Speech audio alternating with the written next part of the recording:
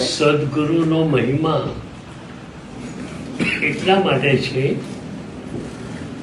કે એ આપણી આધ્યાત્મિક યાત્રામાં જે જરૂરી છે તે આપણને આપ્યા કરે છે. આજે સદગુરુના ચરણે કંઈક સમર્પિત કરવાનું હોય છે. બહુ જ મજાની આ હિન્દુ વિભાવના છે કે 359 દિવસ સદગુરુ આપણને આપી રહ્યા છે, તો એક દિવસ આપણે એમને કંઈક આપીએ. પણ શું આપવું? સદગુરુની ઈચ્છા એટલી જ છે કે તમે તમારા હુંને આપી દો, જેના કારણે મારું અને તમારું બેઉનું કામ સરળ બને.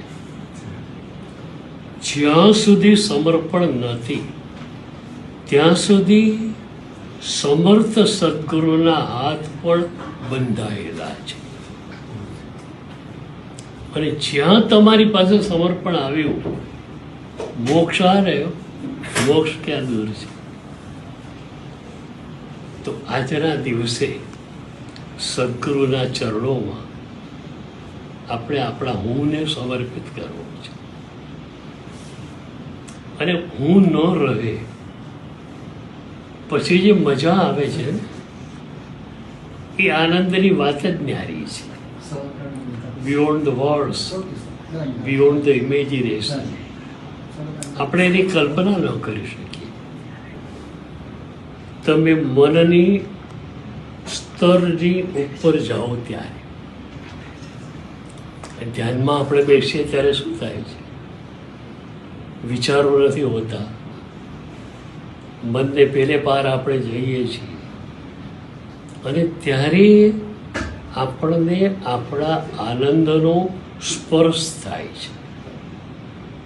પ્રભુનો સ્પર્શ એટલે શું? તમારો પોતાનો સ્પર્શ,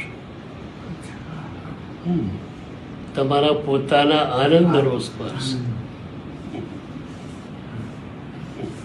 પણ એ કઈ